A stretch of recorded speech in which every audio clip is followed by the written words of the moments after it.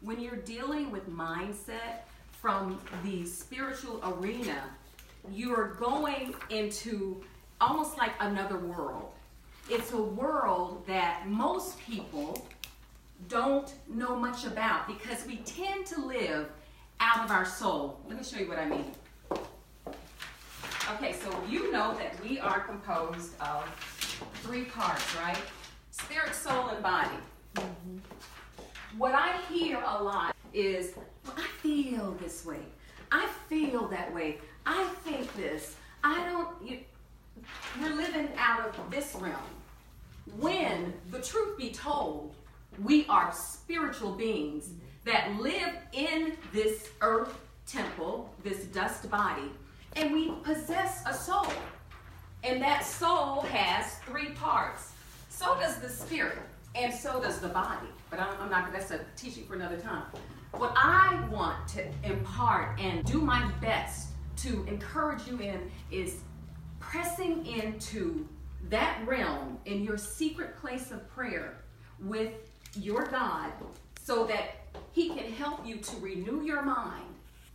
This here, this soul part, this mind, this will, and this emotions is not the driver of you. Your spirit is. Now, first principle is set the appointment. Keep the watch with the Lord. Value it as important. Go in there. I call it, I do a one-on-one with my CEO. I go in there with my journal, and this is the problem. Holy Spirit, I need a strategy for this. I write it out. We talk. He talks back to me. I write down what he says. The key is I need to execute quickly, like you did when you made that video. That was good. Okay, so we want to execute quickly because that's being strategic, right? Time is working for us, okay? I will look to see. That means that once I'm in my prayer closet, everything else stops. My husband, you can't go, they know. Mom's in prayer. Do not disturb her because I'm having a meeting with the King of Kings and the Lord of Lords. The one who knows me, the Spirit of truth. He knows everything. Why would I not want to meet with him? Why wouldn't we want to invest time with the one who knows all things? It would save us a lot of headache, a lot of time, a lot of mistakes. Time, I think in business, right, we want to save time, money, what's the other? He can help you do all that. And He wants to because He loves us. Now, I had to get over some father wounds to get here because I had a jacked up relationship with my father. So, but once I got past that and let those walls down and allowed God to come into my heart in a deeper way to heal me and deliver me, then I drew near to Him. And He drew, yeah. He's all over me, in me. See, all of us, He is. He's waiting.